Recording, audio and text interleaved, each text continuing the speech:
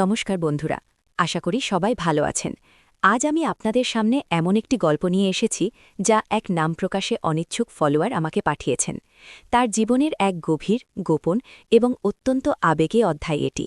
তিনি চান এই গল্পটি আপনাদের সাথে শেয়ার করতে, আপনাদের মতামত জানতে।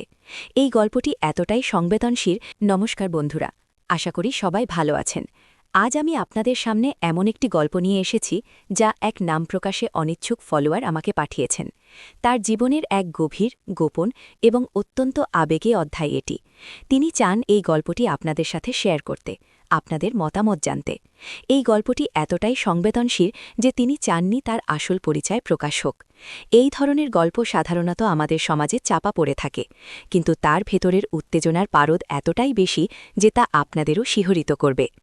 একটি কথা বলে রাখি, এই গল্পের কোনো এক ফাঁকে, হয়তো গল্পের গভীরে প্রবেশ করার পর, আমি আমার ব্যক্তিগত আইএমও নাম্বারটি শেয়ার করব। তাই নাম্বারটি পেতে হলে পুরো গল্পটি মনোযোগ দিয়ে শুনতে হবে, তার প্রতিটি বাক, প্রতিটি আবেগ অনুভব করতে হবে। গল্প শুরু করছি। আমার নাম রঞ্জনা, বয়স ৩৯। দেখতে হয়তো অনেকের চোখে এখনও আকর্ষণীয়, কিন্তু সময়ের স্রোতে আমার জীবনটা কেমন যেন শান্ত, নিরুত্তাপ হয়ে গিয়েছিল। স্বামী, সংসার, ছেলেমেয়ে সব মিলিয়ে এক ছিমছাম জীবন। কিন্তু জীবনের একঘেয়েমি, সম্পর্কের মধ্যে এক ধরনের অনীহা, রোজকার অভ্যাসের জং যেন আমার মনটাকে গ্রাস করছিল। আমার স্বামী অরুণ একজন ভালো মানুষ, দায়িত্ববান, কর্মঠ। কিন্তু আমাদের মধ্যেকার ভালোবাসার সে পুরাতন উষ্ণতা কবেই যেন উবে গেছে। এখন আমরা শুধু দুজন অভ্যাসবশত একসাথে থাকি, অভ্যাসবশত কথা বলি। ভালোবাসার সে তীব্র আবেগ, সে চঞ্চলতা সব যেন কোথায় হারিয়ে গেছে। এই নিস্তরঙ্গ জীবনে হঠাৎ করেই যেন এক ঝড় বয়ে এলো। আমার কাজিন ভাই রনি তার বিয়ে ঠিক করল। রনির বয়স ২৫, সবেমাত্র চাকরি পেয়েছে। তার স্ত্রী হতে চলেছে যে মেয়ে, তার নাম মিতালি। মিতালির বাবা, যার পরিচয় আমি প্রথম দিকে স্পষ্ট করে জানতাম না, তিনি ছিলেন একজন প্রতিষ্ঠিত ব্যবসায়ী। মিতালির মা, অর্থাৎ আমার কাজিন ভাইয়ের নতুন শাশুড়ি, তার নাম রমা। রমা দেবী ছিলেন খুবই সাধারণ একজন মহিলা, কিন্তু তার স্বামী, অর্থাৎ মিতালির বাবা, তার জীবনের এক অন্য অধ্যায়। বিয়ের ঠিক কয়েকদিন আগে মিতালির বাবা অরুণদা, হ্যাঁ এই নামেই তিনি পরিচিত ছিলেন, আমাদের বাড়িতে আসলেন। কারণ মিতালির মা রমা দেবী তার পুরনো এক বন্ধুর সাথে দেখা করতে এসেছিলেন, যিনি আমাদেরই প্রতিবেশী। অরুণদা আমার স্বামীর থেকে বয়সে খানিকটা বড়, প্রায় ৫০ ঊর্ধ্ব, কিন্তু তার চালচলন, কথাবার্তা, তার ব্যক্তিত্ব সবকিছুতেই এক ধরনের রাজকীয় আভিজাত্য ছিল।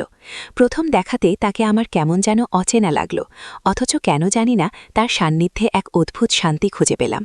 অরুণদা যখন কথা বলতেন, তার গলার স্বর, তার কথার গভীরতা আমাকে চুম্বকের মতো টানত।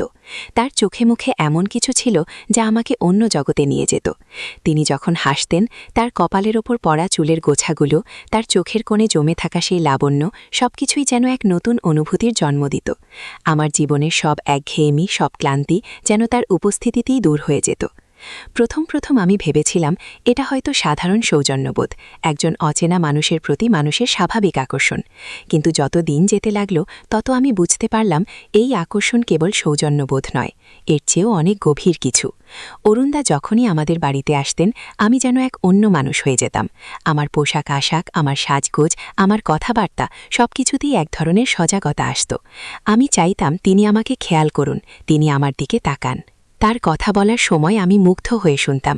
তিনি যখন তার জীবনের কোনো অভিজ্ঞতা বলতেন, তার সেই অতীত জীবনের নানা ঘটনা, তার সাফল্য, তার ব্যর্থতা সবকিছুতেই এক ধরনের রোমাঞ্চ মিশে থাকত, আর আমি সেই রোমাঞ্চকর জগতের অংশীদার হতে চাইতাম। তার চোখে চোখ রেখে কথা বলতে আমার এক ধরনের ভয় করত, কিন্তু সেই ভয়ের মধ্যেই এক তীব্র আনন্দ লুকিয়ে থাকত। একদিন মিতালিন বিয়ের অনুষ্ঠানের প্রস্তুতি চলছিল। বাড়িতে প্রচুর লোকজন, সবাই ব্যস্ত। অরুণদা রমা দেবীর সাথে এসেছিলেন। তিনি বারান্দায় দাঁড়িয়েছিলেন, চুপচাপ। আমি তার কাছে গেলাম। প্রথমে একটু ইতস্তত করছিলাম, কি বলবো বুঝতে পারছিলাম না, কিন্তু তিনি আমার দিকে তাকিয়ে মৃদু হাসলেন। সেই হাসিতে কি ছিল জানি না, কিন্তু আমার ভেতরটা কেঁপে উঠল। কেমন আছেন রঞ্জনা দেবী? তার গলার স্বরটা যেন আমার কানে বাজতে লাগল। ভালো আছি, আপনি? আমার গলাটা কেমন যেন কাঁপছিল। ভালো থাকার আর কি আছে, জীবনটাই তো এক দীর্ঘ পথ চলা, তার মধ্যে কখনো রোদ, কখনো ছায়া। তার কথাগুলো শুনতে শুনতে আমি যেন তার জীবনের গভীরে ডুব দিচ্ছিলাম। তার এই সাধারণ কথার মধ্যে কি এক গভীর দর্শন লুকিয়েছিল। আমি অনুভব করলাম এই মানুষটি আমার থেকে একদম অন্যরকম। তার ভাবনা, তার জীবনবোধ সবকিছুই আমার চেনা গণ্ডের বাইরে। সেই দিন অরুণদা আমার মাথায় হাত রেখে বললেন, আপনার মধ্যে এক ধরনের আলো আছে রঞ্জনা দেবী, আমি সেটা দেখতে পাই। তার স্পর্শে আমার সারা শরীর যেন বিদ্যুৎ খেলে গেল। তার হাতের স্পর্শে কী যে উষ্ণতা ছিল! আমি অনুভব করলাম আমি যেন এক অজানা স্রোতে ভেসে যাচ্ছি। তিনি আমার শাড়ির আঁচলের আলগা হওয়া অংশটুকু আলতো করে ঠিক করে দিলেন। সেই আলতো স্পর্শে আমার সমস্ত শরীর অসাড় হয়ে গেল। আমার হৃৎস্পন্দন দ্রুত হতে লাগল। আমি তার দিকে তাকাতে পারছিলাম না, অথচ তার উপস্থিতি আমাকে আচ্ছন্ন করে রেখেছিল। মিতালির বিয়ে হয়ে গেল, রমাদেবী আর অরুণদা চলে গেলেন, কিন্তু তাদের চলে যাওয়ার সাথে সাথে আমার জীবনে সেই শান্ত নিরুত্তাপ দিনগুলো যেন শেষ হয়ে গেল। অরুণদার কথা, তার স্পর্শ, তার হাসি সবকিছুই আমার মনের ভেতর এক ধরনের অস্থিরতা তৈরি করল। আমি তার কথা ভাবতে লাগলাম। তার সাথে কাটানো সেই কয়েক মুহূর্ত যেন আমার মনে গেঁথে রইল। কিন্তু এটা কি স্বাভাবিক? একজন বিবাহিতা মহিলা একজন অচেনা মানুষের প্রতি এমন তীব্র আকর্ষণ অনুভব করবে? আমি নিজেকে বোঝাতে চেষ্টা করতাম এটা ভুল, এটা অন্যায়, কিন্তু মন যে মানতে চাইত না। অরুণদা আমার কাজিন ভাইয়ের শাশুড়ির স্বামী, তার প্রতি আমার এই আকর্ষণ সমাজের চোখে এক চরম পাপ। কিছুদিন পর মিতালি তার মায়ের বাড়িতে বেড়াতে এলো, সাথে অরুণদাও এলেন। আমার আবার দেখা হলো অরুণদার সাথে। এবার যেন তার আগমনে আমার ভেতরকার চাপা আগুনটা আরও দাউ দাউ করে জ্বলে উঠল। তিনি যখন আমার দিকে তাকালেন, তার চোখে এক ধরনের জিজ্ঞাসা ছিল। হয়তো তিনি আমার মনের কথা কিছুটা আঁচ করতে পেরেছিলেন। সেই দিন সন্ধ্যায় সবাই যখন ড্রয়িং রুমে বসে গল্প করছিল, আমি চুপি চুপি রান্নাঘরে গেলাম। অরুণদা কিছুক্ষণ পর সেখানে এলেন। আমরা দুজনে পাশাপাশি দাঁড়িয়ে রইলাম। নীরবতা। সেই নীরবতাতেই যেন হাজারো কথার আদান প্রদান হচ্ছিল। আপনার কথা খুব মনে পড়ছিল রঞ্জনা দেবী, তিনি ফিসফিস করে বললেন। আমার গলা শুকিয়ে কাট। আমারও, বলতে পারলাম শুধু। তিনি আমার মুখের দিকে তাকালেন। তার চোখে সেই পুরনো অচেনা উজ্জ্বল্য। তিনি আলতো করে আমার হাত ধরলেন। তার হাতের তালু উষ্ণ। আমার হৃৎপিণ্ড যেন গলার কাছে চলে এলো। আমরা কি ভুল করছি? আমি প্রায় ফিসফিস করে জিজ্ঞাসা করলাম। ভুল কি ভালোবাসা?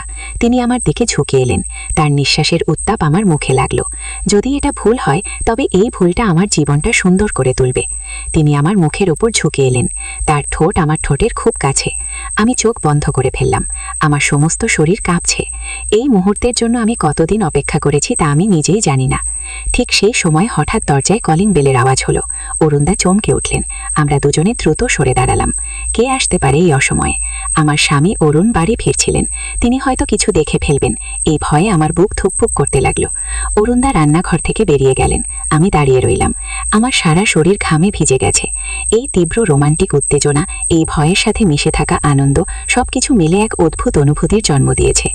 এই নিষিদ্ধ প্রেমের পথ কতটা কঠিন, কতটা বিপজ্জনক তা আমি জানি, কিন্তু এই আকর্ষণকে উপেক্ষা করা কি সম্ভব? আমি কি পারবো এই নিষিদ্ধ ভালোবাসার কাছে হার মানতে? এই চিন্তাগুলো আমার মাথায় ঘুরপাক খাচ্ছিল। আমাদের এই গল্পের পরবর্তী অংশ আপনারা কি জানতে চান? কমেন্ট করে জানান। আর এই ধরনের আরও রোমাঞ্চকর আবেগঘন গল্প শুনতে আমাদের চ্যানেল সাবস্ক্রাইব করতে ভুলবেন না।